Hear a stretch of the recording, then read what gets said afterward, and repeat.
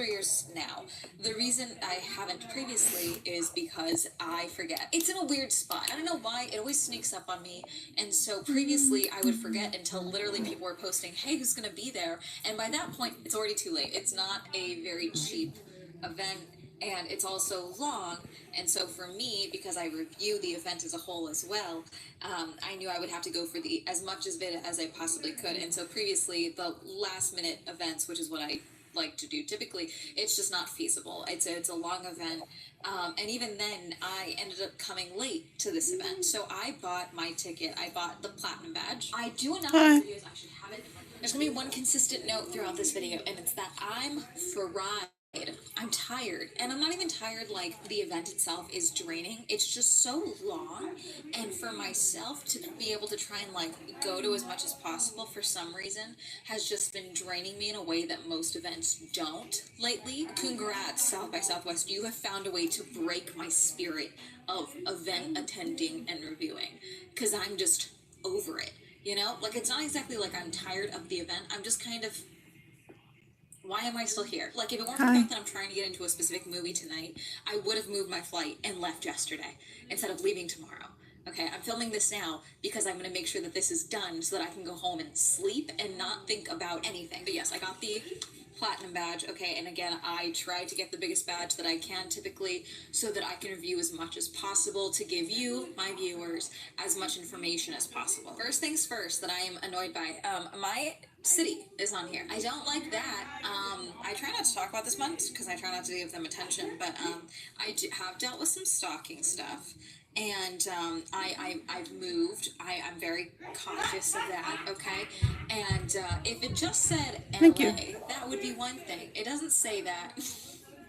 It says my actual city, which I was not aware, they did not warn me would be on my badge. Don't like that. Platinum got me into as much as possible, which is why I got that one in particular. The price of Platinum, I got it in January, $1,813.19. It's a lot. Why a lot of this, which I did like, is that I never had to be like, oh, can I go in here? Because this just pretty much gets me into everything, which is real nice. There were even some times where they would just end up accidentally putting me in the express line, the SXX express line, okay, for movies and stuff, because they just assumed that I was part of that, which was nice. Sometimes I did actually have the express pass. This got me into pretty much every single track. It got me into all the lounges and things like that. So you're paying for access more than anything. Even if you don't want to come the whole time, you're paying for access. Now, I got my ticket in January. I honestly probably could have booked it sooner, but this is definitely not something that I would probably necessarily do again, but I also don't intend to do another review of South by Southwest in this capacity. Like I said, I also ended up coming late. That's because my cousin got married, and, you know, there's just certain family things that you don't miss, and what's the point of being self-employed if I can't stick around for my cousin's wedding? I ended up coming out on the 10th, dropped my bags off in my hotel. I couldn't even check in yet, and I just went and picked up my badge. I literally just got to Austin for South by Southwest, and there's already a Cybertruck. It's the round ones. Looks good. The main expo hall had a lot of things in it. I believe this was open from pretty much before I got there to the 13th, I believe. That's kind of the nature of this event. There's things happening at different intervals, and it's kind of like a sliding schedule in a sense. So there's usually something happening always. It's a matter of if that something is part of the track that your ticket is included with. Because I have Platinum, not only do I pretty much get into everything, I am typically priority access for everything. So for example, the movie I'm trying to go to tonight, even though I can't get my ticket yet, I'm really hoping that this will get me inside, because I'm supposed to have primary access as a platinum badge holder. Same with film and TV, and then music, interactive, X, Y, and Z, all those other people, they also are able to, their secondary access after film and platinum, okay? The expo hall was nice, but it was also like, I don't know, I go to so many events, I was just like, yeah, this is cool, there's a lot of cool stuff here, and what I really like always is I like seeing the international, like, mini pavilions inside of expo halls like this, which they did have, just because other countries are going cooler stuff than us. Overall, the hall itself was just kind of like, okay, I don't know, I feel like you could have done more. I don't know what more is necessarily, but it was just kind of like felt lacking comparatively to like other events and things like that I would say like that, which again, I'm comparing like that hall essentially to like, let's say CES or things like that, which is not comparable. A little all over the place, lots of different things, lots of AI. So much AI. Ugh. This week I heard a lot of things about AI that did not make me want to pull my hair out. But as far as how these people speak about AI in a broader sense as a whole versus the actual applications as it applies to them, that's what drives me up the wall. One instance that I heard that I actually liked a lot, which I wish I could have gone to more of the sports track, honestly, but I came kind of late for the sports track, so I only got like 1 or 2 days out of it. But I definitely had the most enjoyment out of the sports track for anything. So definitely, if I were to come back, I would definitely prioritize the sports track more than anything else, frankly. Just because I was enjoying myself at those panels and learning a lot more at those panels than I would say a good deal of the other panels that I went to, including the creator track panels, which we'll talk about that in a second. But one of the sports track panels was about sports betting and the future of sports betting, which I was just interested in as far as, even though I don't really gamble much. But the way they talked about AI was talking about it in regards to how some online gambling sites basically trying to train AI to recognize those irresponsible bets from people with gambling addictions, and like the certain sequences and signals that would alert to an AI that would be like, hey, let's freeze that for a little bit type of thing. Very abstract in that regards, but like that's a clear example of like, here is how AI could be a good thing. I was not there, but the Fall Guy premiere that happened earlier this week, they played an AI trailer, which they've kind of been doing it here and there, where like before that there seems to be like a new sizzle reel each day, because I've gone to a couple of different premieres or a couple different movies since being here. There's always like kind of like a South by Southwest sizzle reel, and some days it's very clearly like it's taking from talks that I previously watched, I would say that. So they're updating it regularly, or at least they were, or they had to because of the AI response. But they basically played a sizzle reel for South by Southwest that was very pro AI, and people were booing it during the Fall Guy. Like sometimes they say things where it's like, AI makes us more human.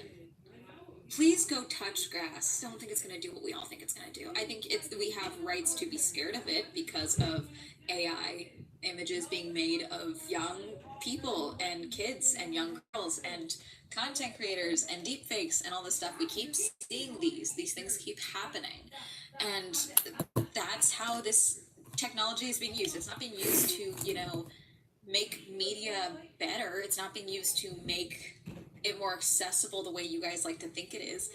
There is accessibility elements to AI that I do think are legitimate, but not the way that these tech bros are using it. There is a pickleball court at South by Southwest, Sponsored by Amazon Pharmacy. Okay, let's talk about the elephant in the room. Not the elephant, the U.S. Army. The situation with a lot of bands pulling out. Now, I should note, I'm physically at South by Southwest. I didn't see a ton of this discussed here, aside from the fact that on the schedule, there was a bunch of things that were canceled. And I don't even know if those were specifically connected to this, because basically a bunch of bands, a bunch of performers, and a bunch of speakers pulled out of the event because of the Department of Defense's involvement in South by Southwest, as well as the phrase I heard thrown around was a super sponsor, which I don't even know what that means. And if they were a super sponsor, I don't think they got their money's worth, which sounds stupid. I'm just talking about it in regards to how events work with sponsorships. Yes, there was a U.S. Army booth station in the Expo Hall where they did in fact have like bomb robots, which I'm gonna be honest, I didn't speak to them because I didn't want to. People pulled out. Okay, so from being here, understandably, which if you pulled out publicly online. Of course, you're not going to be here talking about how you pulled out. I will say there was a couple of protests, to my understanding, not related to the genocide in Palestine that were happening here. They would usually happen, and then I would show up, and I'd be like, what do you mean there was a protest? I don't know if any protest specifically happened in relation to what's happening in Palestine, but I haven't heard about them directly, aside from pulling out. That is the boycott, that is the protest in and of itself, is making yourself publicly pull out. So let me talk about this as well, because the New York Times did an article about this already. This is from Emily Schmall. This is from March 13th. Artists and speakers withdraw from South by Southwest over U.S. military support of Israel. About 80 musical acts, conference speakers, and sponsors have pulled out of the festival in Austin to protest sponsorship by the U.S. military, which has lent support to Israel in the war on Gaza. Dozens of musicians and panelists have withdrawn from the South by Southwest conference and festival in Austin Austin, Texas to protest sponsorship by the U.S. Army and defense companies as pressure grows against the U.S. military support of Israel. More than 80 artists and panelists at South by Southwest have joined the boycott by Wednesday, according to one of the organizers, the Austin for Palestine Coalition. Ibrahim Bastron, a Palestinian American and the chief executive of BeatStars, a digital music licensing platform and longtime sponsor of the Music and Technology Festival, withdrew from South by Southwest after learning of the increased involvement this year of the U.S. Defense Department. The United States is the largest supplier of military equipment to Israel. And that's the overall thing, okay? Because, like, we shouldn't be fucking doing that as a country. We shouldn't be the ones routinely vetoing shit in the UN. I'm just gonna get angry. Okay. Mr. Bastian, who is Palestinian American and also known as Abe, said that 6 of his family members were killed in the bombing in November while taking refuge at a church in Gaza City. When I found out they were going to have a massive presence at the music festival where creatives and young people get together to collaborate and connect, I couldn't get behind that. Lambrini Girls, a queer indie rock duo from Brighton in Britain, was among many of the performers who have made statements on social media citing sponsorship by military defense contractors like Collins Aerospace, RTX, and BAE Systems as the reason they withdrew from the festival. It is done in solidarity with the people of Palestine and to highlight the unacceptable deep links the festival has to weapons companies and the U.S. military, who at this very moment are enabling genocide and famine against a trapped population, the Irish rapper Kneecap said in a statement. Governor Greg Abbott, Republican of Texas, took a defiant tone in response to the boycott. Bye, don't come back, he wrote on social media. The Army Futures Command has been involved with the festival since 2018, but this year is acting as a super sponsor. There's that word, a top marketing tier. Let me see, they have it linked here. Oh, it's a full-on actual, okay. This is South by Southwest website. Super sponsorship, achieve the greatest marketing impact possible. The super sponsorship delivers the highest visibility possible, the deepest integration opportunities, and provides seamless promotional exposure by aligning your brand with South by Southwest as a top promotional partner across the entire event. I believe that, okay, but also, if that's the case, because before all this was shared publicly, okay, and I started seeing bands pull out and all of that, I just assumed they bought a booth. I had no idea that they were like the top sponsor, if not a top sponsor in South by Southwest. I would assume super sponsorship would be like South by Southwest brought to you by the DoD, you know, like it would be something like that, I would assume. That's where I think I was confused, because I was like, if they're doing it, if this is a super sponsorship, they did a dick job of showing that. You know, that sounds shitty, but I'm literally just speaking from like an event perspective. I don't understand how what the Army got at all would be a super sponsorship. In hours of Mr. Abbott's comments, the South by Southwest organizers issued their own statement saying that they disagreed with the governor, but that inviting defense companies to the conference helped fulfill their mission. We are an organization that welcomes diverse viewpoints, they wrote, adding that the defense industry has historically been a proving ground for many of the systems we rely on today. These institutions are often leaders in emerging technologies, and we believe it's better to understand how their approach will impact our lives. So does the porn industry. Are you guys going to take money from them next? I'm not trying to be flippant. I'm asking a genuine question. Because if we're just talking about advancements in technology, the porn industry is also pretty high up there. As far as speakers pulling out and artists pulling out, I kind of can understand it both ways as far as those who pulled out and those who didn't. If you want to just not be aligned at all with something that is taking money from the US government or anything like that, I totally understand that. I also understand the artists and speakers who stayed.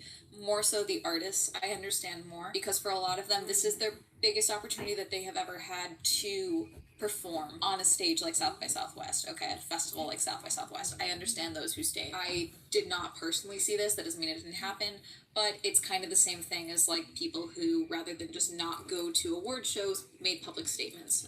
Like for example, Renee Rapp just made a statement at the GLAAD Awards. I know Hosier just performed at Lollapalooza and made a statement on stage as well. I can see both sides of that. Now, I personally did not witness that happening. It doesn't mean that it didn't happen. I just may not have seen the coverage from that. Here on site, aside from like in flat stock, artists are selling posters that were saying straight up free Palestine. A couple of places around restaurants and places around different theaters that are involved in South by Southwest. People have put out posters. There's a lot of flyer poles, like poles around, that are wrapped in saran wrap and are covered in flyers for different companies and things like that. A lot of people have put up things relating to, you know, freeing Palestine and all of that. So I don't want to say there's not a presence here, but it's not as loud as a presence as I am seeing online, and I just want to make that clear. It doesn't mean that it's not here. It doesn't mean that it just means that I have not personally come across it. I will say that for the last few days, it really has felt like being here still is like being on campus after the last day of school. Like it feels very empty. It feels like I've overstayed my welcome. It's just kind of like meh now. So again, I don't know if that's relating to everything or if that's just because of how the schedule is gone and it's just like way too stretched out. Because pretty much everyone that I knew that was here for a particular reason, journalists, creators, just industry people have left already. You know, like they got what they needed and left. Or they never even went to the convention, the festival itself, and instead went to pop-ups and events and other things around the area. They were technically here for South by Southwest, but they didn't actually go to South by Southwest, if that makes sense. Movies. I have seen Musica and Brandy Hellville, The Cult of Fast Fashion. Musica is from Rudy, who is actually a former Viner, I should say. It's his first movie, and it wasn't bad. It's a coming-of-age movie about someone who's trying to come to terms with their life and who they are and their future while dealing with synesthesia. A lot of cool things in that movie. I just think the storytelling could have been way more fleshed out. Brandy Hellville felt like two very strong documentaries kind of stitched together in a way that I don't think worked really well. One was the Brandy Melville situation. The other was fast fashion and its effect on Guyana. So the ending feels really disingenuous as far as the Brandy Hellville side of things. Not bad, just could have been stronger, I think, as two separate dogs. This dog is barking at the robot, and the robot's making a face and literally running away. Went to a couple music acts yesterday. Getting around to those, trying to find things is difficult. I do wish that the maps were a little more intuitive, but that could just be the way the app is functioning. The app's functionality, I was complaining about it with a couple of people. Stop recommending me talks that happened a couple of days ago. Someone complained to me about the mentor sessions because she got an email like recommending mentor sessions, and then all of the ones for that day were already booked up. So she's like, I would have booked 2 days ago if I had known that that's when I had to book. So some people were talking about wanting more clarity as far as like how things are done. Understandable. One thing that I do want to note is that all of the volunteers that I spoke to have been fantastic. I believe all of them work at the school or at least are local to Austin. Work at the school, are students or at least are local to Austin. They've all been fantastic. They've all been very smiley and happy and very helpful, which is great because I go to a lot of events where the people working there have no idea what's going on ever. So the fact that everyone that I spoke to was actually very informative, something that I didn't like, not relating to, this just made me think of it because one of the volunteers told me why. My bag was only checked one day and it was Austin Day, which was, I believe, Wednesday, where the event was open to the public as far as the Expo hall goes, and then Flat Stock when that first opened up. And Flat Stock was always free, I believe, to the public. That's when they checked my bag. Yeah, they definitely started doing bag checks all of a sudden. I don't know why they started now. I'm really curious why they started now. Okay, update. So, because of Austin Day, there's more people, so that's why they're doing bag checks. It's open to the public. And then Flagstock, that hall, is open to the public. So that's why they're doing bag checks, just because it's more people. But previously, they weren't doing bag checks because people are here for work, so they're just like leaving their bags at home is the assumption. Somebody's coming here for work can also come in and start shooting people. I'm just saying. I'm telling you, I've seen a very clear correlation between raising mask mandates and safety at events and security checkpoints at events, and I'm really worried about something really bad happening. Not trying to manifest it, just saying I'm noticing signs. Let's talk about the creator track. So 2 days ago was when all this happened. I called people after I went to these panels, and I was like, am I just being a bitch? Like, am I fully I'm trying to understand if I'm just being an asshole. And I'm realizing now, yes, but also it was driving me nuts because it's really hard to listen to someone be wrong about the industry that you are in while portraying themselves as some form of an expert of your industry. And so that is incredibly difficult to listen to. I'm sure there are times where I've spoken about topics that I don't know fully about for various events I've been to that have made you guys upset. Totally understandable.